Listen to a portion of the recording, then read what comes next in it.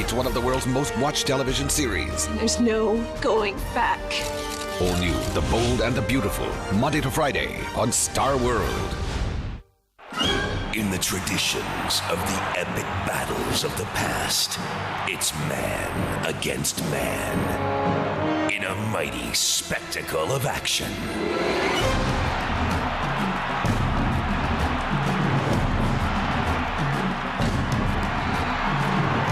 Go inside the world of TNA in TNA Explosion.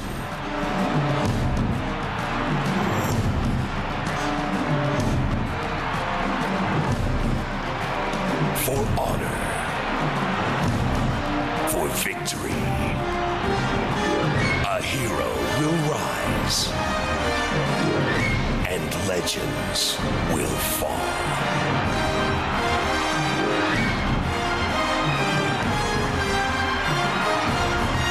TNA Explosion, Saturday on Star World. Catch total non-stop action and mayhem as the Daring Warriors clash for the coveted prize on TNA Wrestling, followed by Third Watch, tonight on Star World.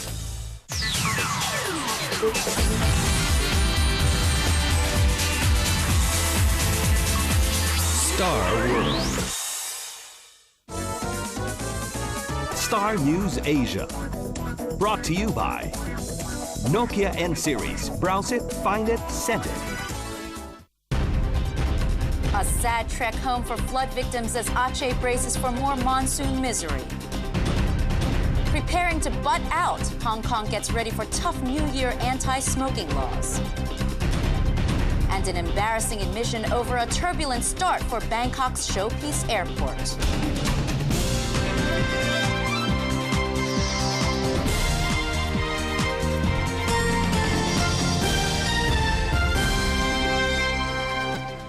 Hello and welcome to Star News Asia. I'm Jennifer Su. A ferry has capsized in rough waters off Indonesia's Sumatra Island, leaving one person dead and 36 others missing. Though the cause is yet to be determined, the accident happened in an area reeling from landslides and floods caused by heavy monsoon rains. Nitu Sakrani reports. Floodwaters have been receding, but the rain just keeps coming. Conditions that are making it difficult to get relief to remote villages. The problems are lack of food, and it's difficult to get drinking water. The death toll from flash floods and landslides is now approaching 200 in northwest Indonesia's Aceh province. Another 200 people are reported missing. And in remote areas like Western Sumatra, villages cut off by washed-out roads and bridges have fled to surrounding hills. The government estimates that at least 200,000 people have been displaced. But now Malaysia is bracing to share Indonesia's floods misery after several hours of torrential rain and high winds. And weather experts predict a deadly monsoon surge. Already, floods in Malaysia have killed 10 people, driven 90,000 from their homes. For people in Aceh and Sumatra, even the task of going back is overwhelming. It seems impossible to return to our home. It's full of mud. This is the first time we have come down to our village. My children went to see our house and everything is destroyed.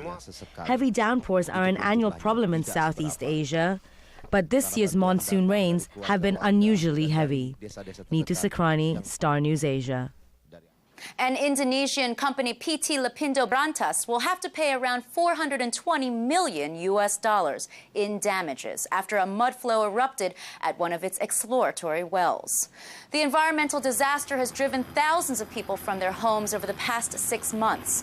Enough mud to fill 50 Olympic swimming pools still flows from the well each day. President Yudhoyono announced the payment plans. The company held responsible is a subsidiary of an oil and gas firm, partially owned by the nation's welfare minister.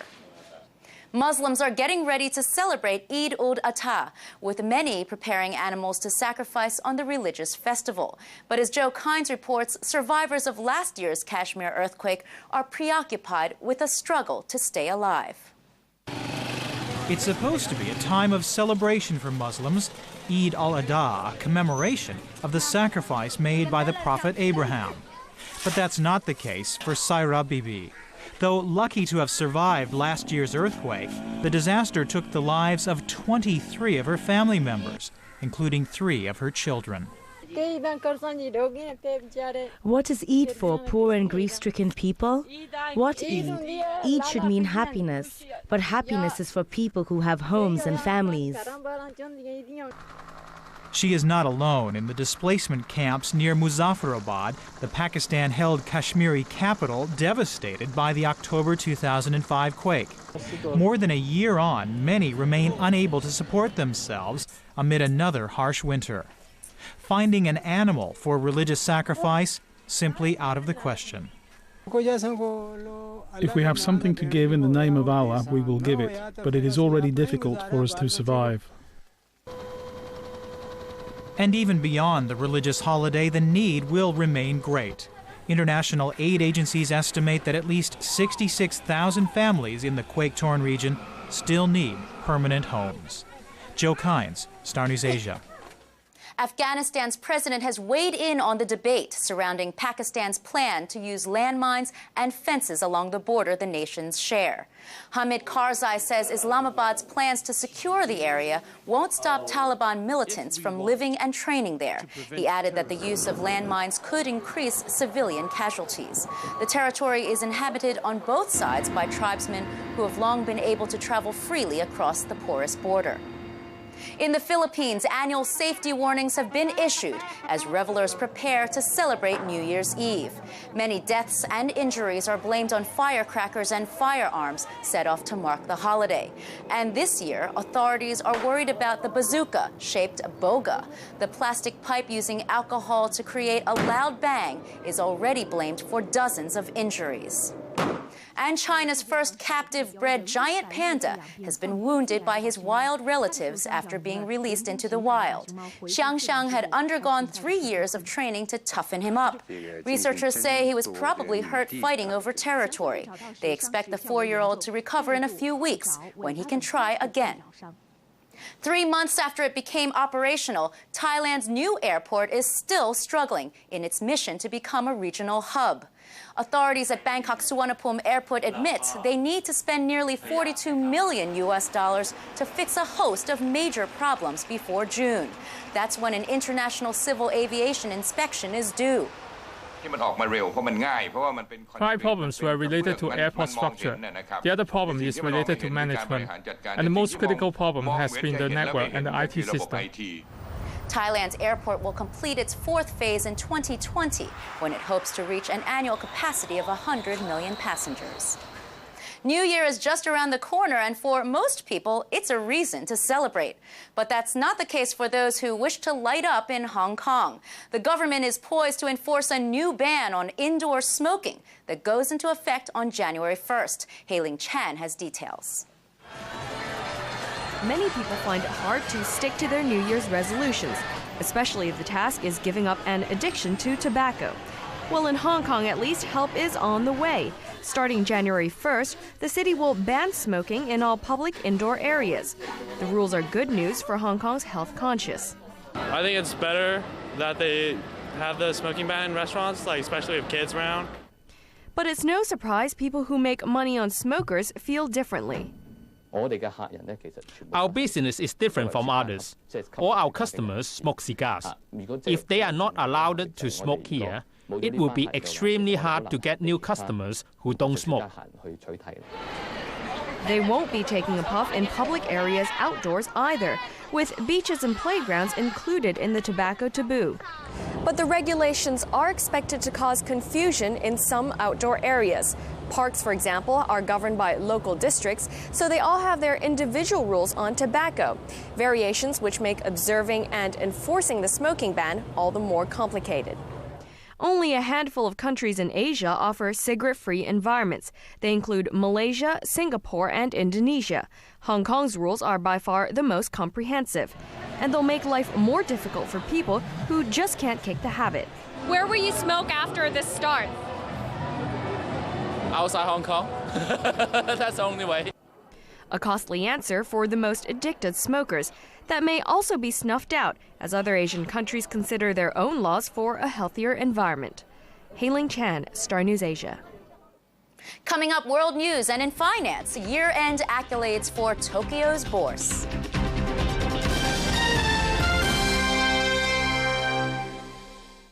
Somehow managed to escape, and nobody seems to know how. A convicted murderer on the run. So you're going to shoot someone, Kevin? I'm not going to help you catch my dad. Needs NCIS's elite to reopen the case. He found something in one of those boxes that told him who killed his wife. If he's innocent. And start the hunt before the killer strikes again. We need immediate assistance, and we've got an armed federal escapee inside the house. An all-new NCIS. Sunday on Star World. The top 10. The 20 best on-screen kisses. The 50 greatest athletes of all time. 3 things you'd take to a desert island. Lists. People love them. It's a desperate attempt by man to make order out of chaos. There are thousands of different lists, but all have something in common. On a list, there is always a first. Mercedes-Benz. Unlike any other. Asia stocks power to their 4th straight year of gains this year, with records around the region. Currencies climb to highs not seen since before Asia's economic crisis, and the commodity boom fizzles. Global interest rates are rising, growth is slowing, and inflation remains a threat, not to mention the wild card, nuclear North Korea.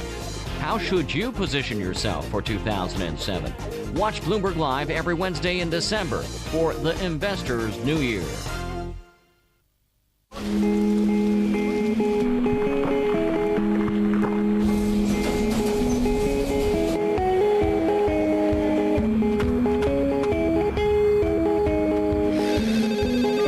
Hello?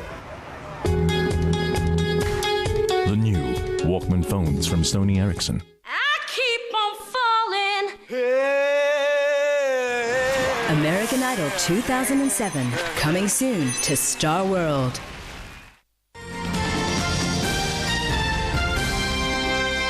Iraq's Justice Ministry has denied U.S. reports suggesting Saddam Hussein would hang as early as tomorrow. But Prime Minister Nouri al-Maliki says there won't be any review or delay in Saddam's execution. Judges this week ordered his death sentence be carried out within 30 days. The Prime Minister of Somalia has said that Parliament will declare 3 months of martial law. His forces, backed by Ethiopian troops, have just taken control of the capital, Mogadishu. Sky's Sarah Hughes has more on the conflict. Ethiopian and Somali government forces have advanced on Mogadishu to take control after Islamist fighters abandoned the city.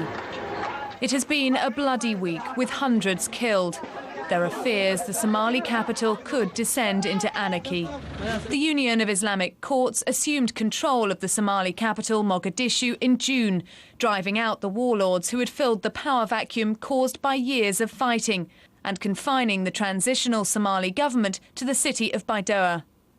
The UIC also gained control of much of central and southern Somalia.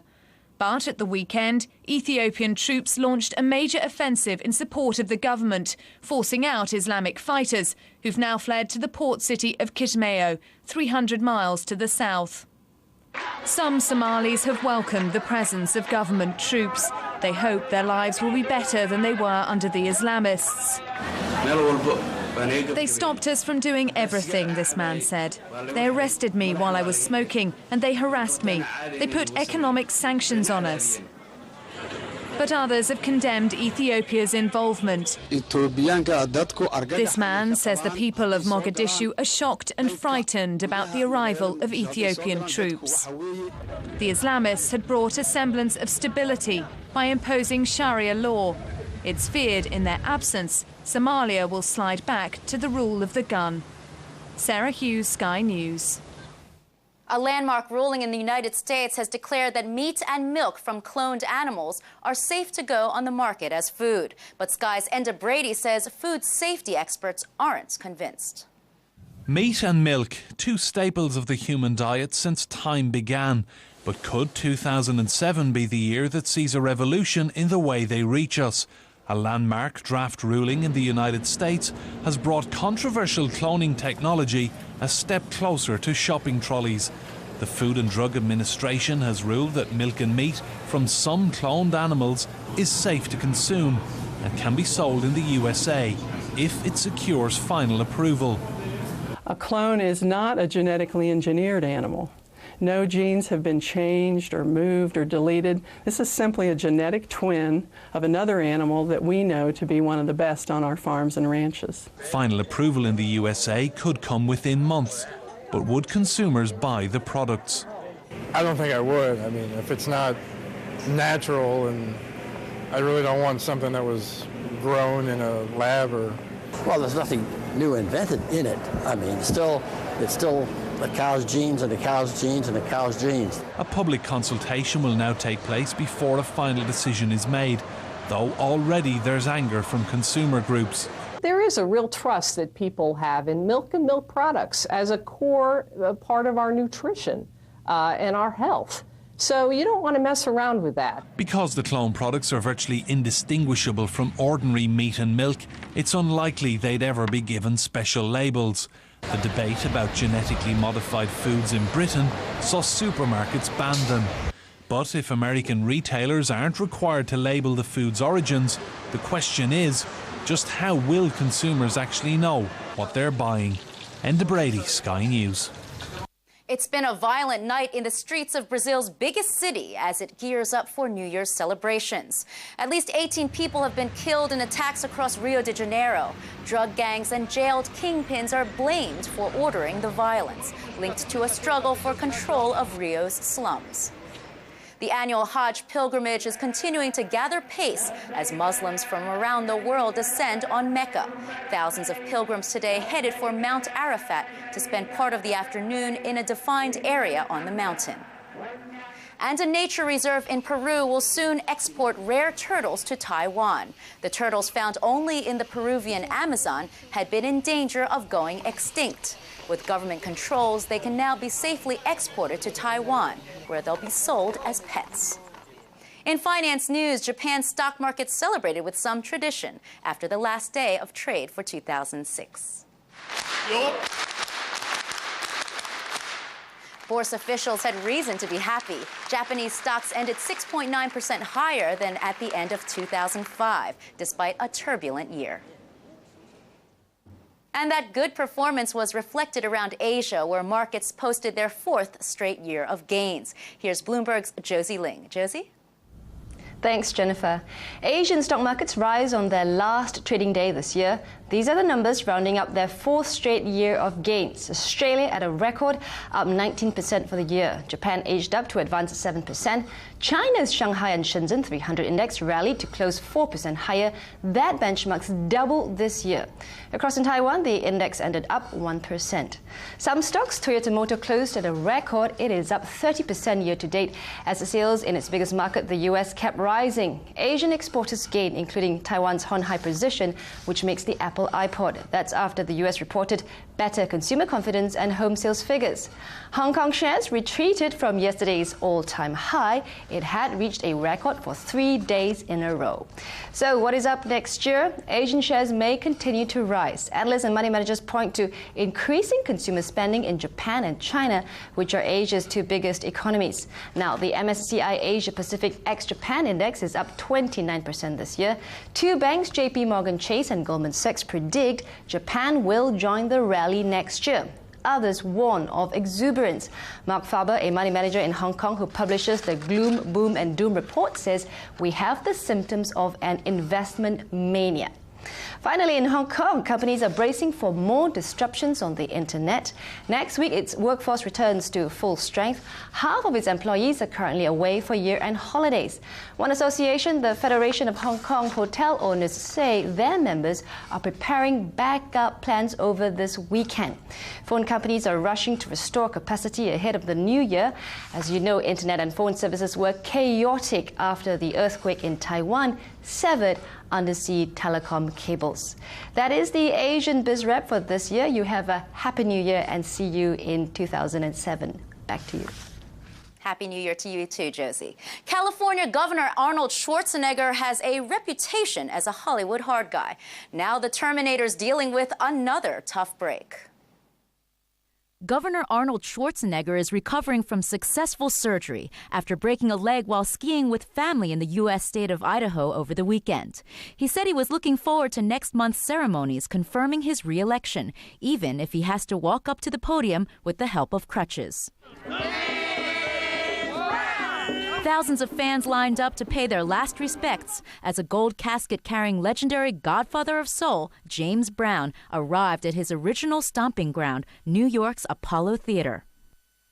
This is a man, well, he say it loud, I'm black and I'm proud. Brown died of heart failure on Christmas morning at the age of 73. From New York to London, where Desperate Housewives star Eva Longoria officially opened the winter sale at Harrods department store. 5, 4, 3, 2, 1. And speaking of countdowns, the Times Square New Year's Eve ball is just about ready to go, with an extra touch of bling. 72 new triangular inserts have been inserted onto the ball, which once finished will weigh 485 kilos and feature 504 crystals. Over 3 metric tons of confetti will be dropped on Times Square, where at least 1 million people are expected to gather and ring in a Happy New Year. Coming up in sports news, Tokyo beckons for Bex.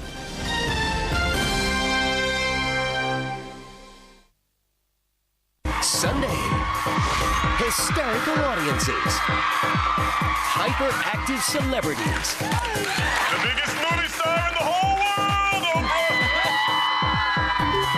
It's the only talk show where actions speak louder than words. Wow. You want me to keep going? Oh my God! And everybody has their own lingo. Hubba, hubba. Now I'm blushing. She wants. There will be nudity. There is so much to talk about. Oprah Primetime, Sunday on Star World. Asia stocks power to their 4th straight year of gains this year, with records around the region. Currencies climb to highs not seen since before Asia's economic crisis, and the commodity boom fizzles. Global interest rates are rising, growth is slowing, and inflation remains a threat, not to mention the wild card, nuclear North Korea. How should you position yourself for 2007? Watch Bloomberg Live every Wednesday in December for the Investor's New Year.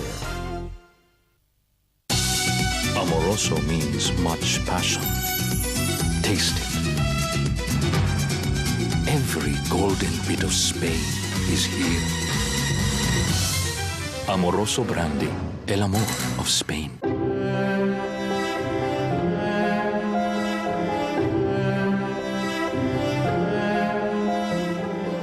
What are you waiting for? Sony Ericsson. Favorite Seinfeld moment number 59. Do I have to ask? I ran out of butter, so I had to borrow yours. Why are you buttering your face? I'm shaving with it. Now feel my face. No, feel it. I don't want to. That is close. Seinfeld. Next on Star World.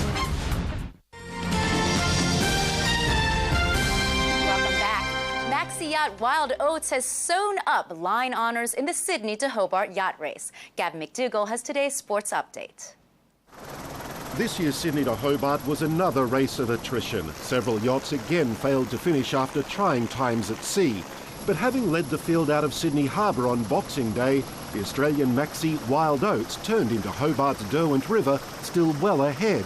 The winner last year took back-to-back line honours, the first time in this event since 1964. This boat's had a lot of work done on it. It's got a great team behind it, and we had a lot of confidence. But we also looked after it because you've got to finish to win. While the team celebrations began on land, much of the field is still out to sea, battling for handicap honours. On the other side of Australia, another tough event at sea. At the helm, Sir Robin Knox Johnston, the first man to sail solo non-stop around the world in 1969, pulling into Perth at the end of the first leg of the Velux 5 round the World Ocean Race. Sir Robin is currently in 3rd place. The race began in Spain in October. The yachtsman didn't have this kind of greeting, which is reserved for big stars visiting Japan. Today it was David Beckham, the footballer on a promotional visit with all the trimmings of a sporting superstar. And a different entrance for another celebrated footballer, Brazilian and Barcelona playmaker Ronaldinho, making some special play for underprivileged children in his home country. Funded by the star, who was a poor child growing up, played on these streets, the institute will officially open next March. And it won't just be limited to football, offering classes in theatre, dance, languages and gymnastics. And that's the Sports News Update. In modern Japan, sumo is an ancient custom that lives on. But growing individualism has made it difficult to recruit new competitors. Pascali Malamides takes a look at a school trying to reverse the trend. A professional sumo wrestler, the pinnacle of a tradition that embodies much of Japan's ancient culture. But before you get to be this big, you've got to start here, at the School of Hard Sumo Knox. Membership in the Kanazawa Gakuin Higashi High School's Sumo Club may give you a few bruises. But it also keeps alive a very old Japanese dream. For these students, it's the hope of pushing their way to the highly esteemed rank of Yokozuna, or Grand Champion. I have been learning sumo from the first grade, and I kept at it because I wanted to become strong.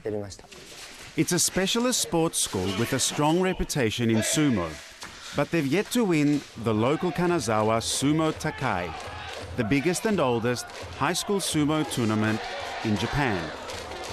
Up against 74 other schools from across Japan, they're hoping this will be their year. They'll be carrying the hopes of their city on their shoulders. Well, do they have what it takes? I have given it everything in training, so I stand a good chance of winning. In fact, I'm confident we can win. It looks promising. There's confidence, a cheer squad, and Kanazawa Gakuin's wrestlers breeze into the semi-finals. But their glory, like a sumo bout, is short-lived. The winner, a competitor from another school near Tokyo. But while Kanazawa has lost this tournament, they go away winners in other ways. Despite feeling dead tired, they'll sleep well, knowing they're keeping one of their country's most treasured traditions alive. Pascali Malamides, Star News Asia. And that's Star News Asia for another year. I'm Jennifer Sue. Deborah Kahn will be back on Monday in 2007 to continue to bring you more of the important and interesting stories from your Asia and the world. We'll leave you for 2006 with a quick look at the weather, then a special wish from our news team to wish you a safe and happy New Year.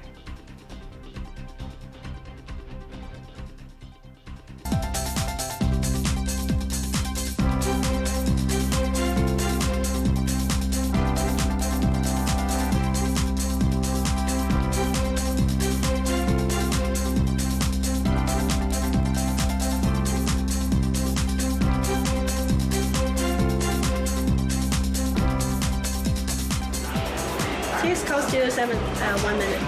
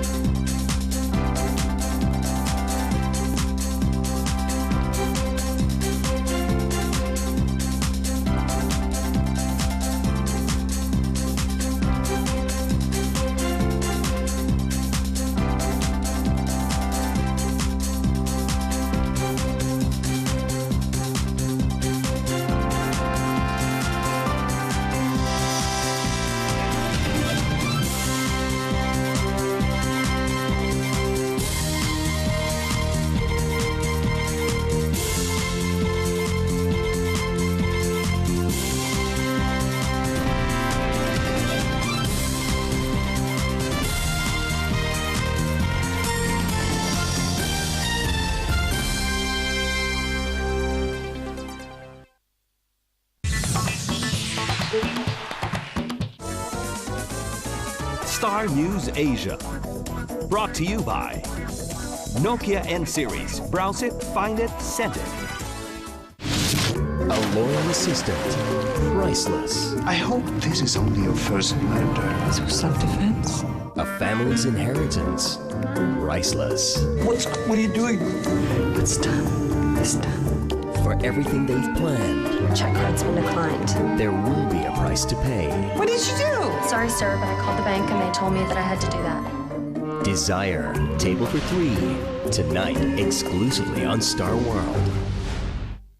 The Tree Hill Gang is back. Any excuse for a party. A little older. Sometimes you just gotta let it go. A little wiser. What is wrong with you? A liar! Still trying to find out where they fit in.